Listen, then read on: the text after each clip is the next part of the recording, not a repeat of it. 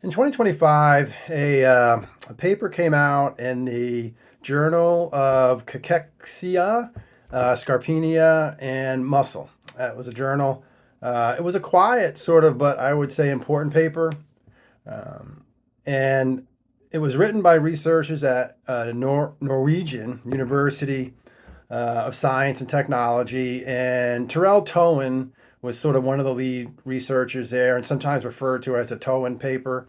Um, and their lab has spent decades, 3 decades or so, studying heavy training, strength training in older adults. So that 50 to 80, category. And the paper sort of makes an argument that contradicts some current guidelines associated with strength training for adults that are older, approaching 60, older than 50, approaching 60.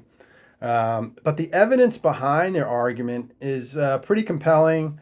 And today we're going to sort of walk through what some of that evidence is and what it means for everybody, 50 and over, who really want to get stronger. The conventional, I would say, direction, wisdom for most adults, 50 and over, this basically should lift light for many repetitions. Heavy weights are dangerous. Stay in the 60 to 70%, that one rep max. Really moderate intensity is appropriate for our age group. This advice was put out by American College of Sports Medicine. Their stand on it. It's current guidelines in any type of cardiac rehab, osteoporosis guidelines, any type of cancer rehab guidelines, or that type of moderate approach. However, as you look at the Towen paper in 2025, and you look at the actual evidence, it concludes these guidelines, are possibly selling the older adults a little short. The research showed that heavy to heavy lifting, I'm talking 80 to 90% of that one rep max, is not just safe for that age group, including, as we said, the frail and disease populations, but it's dramatically more effective than moderate loads sort of currently recommend. And I know that's somewhat controversial, but this is what the research indicates. So as you look at resistance strength training, it sort of breaks down into various zones, right? So low would be below 70% of one rep max, would be low. Minimal strength is gained in that particular range. Moderate is at 70 to 79% of the one rep max. And then heavy is 80 to 84 of your one rep max. And then heavy, sort of, or very heavy, is really that 85% or more. And sometimes that's referred to as MST, maximal strength training, which we'll go to in a few minutes. But that produces sort of maximum strength and maximum rate of force development gains. And most adults, I would say, 50 and over, sort of stay in that sort of low to moderate zone. I mean, they're permanently sort of stay in that zone. And they're not really accessing the biggest gains they could be getting in the heavy to very heavy zones. With respect to safety, let's talk about safety. I'd say one of the most powerful sections of that Towen paper stresses the assumption that heavy to heavy weights are unsafe for older adults. The evidence sort of systematically goes about and demolishes that assumption. So let's sort of walk through that. There's a 1990 study. It's called the Ferreterone study. It was published in the Journal of American Medical Association, JAMA, very, very reputable, repository of studies. And they used frail nursing home residents with a mean age of 87. So the range in ages was 72 to like 98. They trained at 80% of one rep max, and they achieved some pretty dramatic, I would say, improvements in strength, and more importantly, sort of functional status. including the ability to walk independently where previously they hadn't been. So this is that's a foundational study of strength training in frail older adults, and it's used and it used loads. I would say most coaches would not prescribe for folks that are 60 and older. Another study is called the Lift More trial, LIFT-MOR trial. That was in postmenopausal women with low to very low bone mass. Sort of the exact population that we're told avoid heavy weights, right? I mean, that's what sort of you'd be intuitively would think. In heavy resistance training, there improved bone density, in function, and then even stature. Safe and beneficial. In a population that's currently told to stay, to lift moderate. So, another example. A third study, 2021, is called the Berg study. And these folks had just undergone or had hip fracture surgery. And shortly after that, they started maximal strength training at very heavy loads. From the very first sort of session after surgery, not months later. And from session one, safe, effective, and an improved strength and postural stability. And then probably one of the most, I'd say, counterintuitive ones was a 2016 study by the Medicine and Science and Sports and Exercise.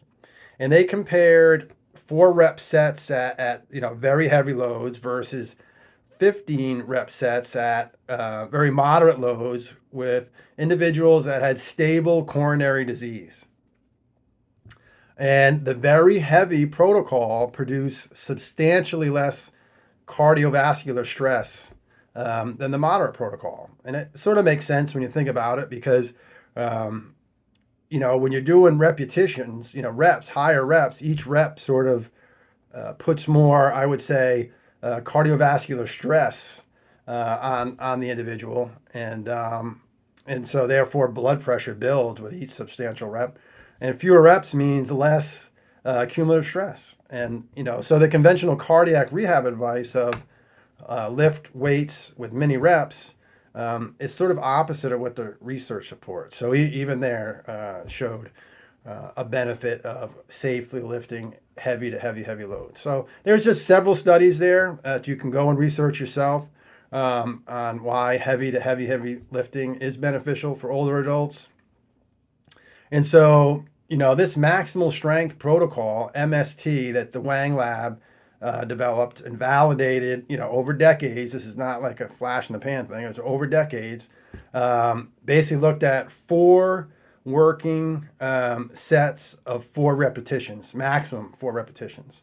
Loads of 90% of your 1 rep max, meaning that load you could only lift exactly 4 times. If you can lift it, 5 or 6 times, then when you do it again, you're going to bump up in weight.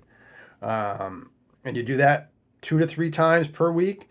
This is important, 48 hours of rest between sessions targeting the same muscle group. You got to give your muscles, and more importantly, joints and ligaments and everything, proper time to rest. And there's really 4, I'll call them execution elements associated with MST. First, slow, controlled eccentric phase, all right, as I'm lowering that weight, 2 to 3 seconds. Brief pause at the bottom, eliminate any bounce, do it for a full second. Third, and this is important, maximal intended velocity on the concentric phase, right? On that push, on that concentric phase, meaning you're going to try to lift it as fast as humanly possible. And the 4th element is you stop at 4 reps. As I said, if you could do more, you're going to go ahead and that weight's too light, you're going to add more your next session. And that minimal, or I should say maximal intended velocity, is a little counterintuitive. When you start that concentric phase, you intend to move that weight as fast as you possibly can. You try to explode upward. You try to throw it. because the weight is approximately 90% of your 1 rep max. So your actual movement, even though you're trying to, your actual movement is relatively slow. The intent is maximal, but it's actually relatively slow. And the combination is sort of what drives the powerful like neural adaptation that produces that maximal strength training result. Okay. Um, so as far as that Towing paper, I said 2025, it's clear psychological explanation for why heavy loads produce dramatically greater strength gains than moderate loads. And really, the answer is in, the nervous system. Force production in muscle is controlled by two neural activities, we'll say. One is how many motor units um, your nervous system recruits, and how rapidly those motor units can, we'll say, fire, right? And unfortunately, as you age, both of those variables decline. Your largest fast twitch motor units are recruited, I would say, less reliably. Firing rates slow down, and this sort of results in strength decline that exceeds the decline of the actual muscle mass. Trying to recruit is you're trying to recruit, right, and recruit that muscle, and that declines, as you age, and so and that strength decline is not caused by the muscle mass, all right? It's controlled really by our nervous system's ability to recruit, um, and get those motor units to fire. So, what heavy strength training does, it preserves those type 2 muscle fibers, the fast twitching ones that decline most rapidly with age. And the Wang Lab, documents, preferential increases in type 2 fiber following heavy strength training in older adults. It's sort of the same, I would say, finding underlying the muscle power research from on our website, blog post 7, and the 2026 American College of Sports Medicine, position stand. Type 2 fibers are what, you recruit to catch yourself during a stumble, right? Those fast twitching, those type 2 fibers. Pushing a chair out of the way, climbing stairs quickly. So preserving them is really the explosive sort of functional capacity that protects us against falls. So that when you're doing that concentric motion, and you're maximally giving it as much as you got, that's very important, for us as we age, to preserve as much as we can of those type 2 muscle fibers. Now, how do I progress to that? So, as far as there's a three phase progression the Wang Lab sort of introduces to us. It takes about 6 to 9 months. For phase 1, it's month 1 to 3. It's a foundation that you're building. It's getting that minimum effective dose program that we talk about in blog post 11. 2 sessions per week. 6 exercises, 2 sets for each exercise, 10 to 12 reps. Keep a couple reps in reserve, and you're trying to master the movements, and you want to build the neural coordination and strengthen that connective tissues. All right, so that's setting your whole foundation up to build towards MST. Phase 2, 4 to 6 months in, you're going to reduce the reps, increase the load. So weeks 1 and 2, about 70%. Weeks 3 and 4, you get up to, you go down to like 8 reps at 75%. Weeks 5 and 6, you're getting into that 6 reps at 80%. And then week 7 to 8, 5 reps at 85%. And now your nervous system learns to recruit those motor units, Your tendons strengthen, and now my confidence is building, right? I'm really starting to lift heavy. And then phase 3 is you're there, month 7 and beyond. You're in full MST, 4 sets, 4 reps maximum, 90% of your 1 rep max, slow, eccentric movement, right? Brief pause, maximal intended on concentric, 3 to 4 minutes between, let your body and muscles recover, 2 to 3 sessions a week. And this is where you start getting your largest strength gains. And this is where I got my largest strength gains. Even before I knew about the Towing paper, I started lifting heavy. I like the challenge of lifting heavy. I love the mindset of lifting heavy. You can be successful lifting moderate. So I'm not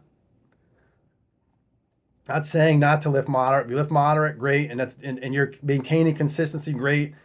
Trying to introduce you to research that says don't be scared to go lift heavy.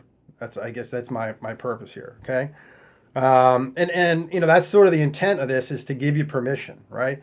You got permission to lift heavy. It's researched. The research supports it. Um, there's guidelines that are a little bit more conservative out there, but there is progression past moderate lifting that you can achieve through MST. So, and along with that permission, sort of, as I said, you got to build the foundation first, master the movements, strengthen the connective tissues, and progress gradually. Train in safe environments. All right. Um, and if you have any of these conditions that these researchers would make sure you get medical clearance before you do any of your own heavy lifting. Okay. But know that MST protocol is safe, but only when applied with the sort of discipline that the Norwegian researchers built into it. Okay. Um, so this complete breakdown is in blog post 13, along with the safety evidence, the MST protocol, the roadmap. Right? This is all at getting an older and stronger.com. There's a free, all of this is free right now, right? There's a free UCAN personal workbook, and you can utilize to help put this in play for you. There's a Facebook community page that's all linked in the description.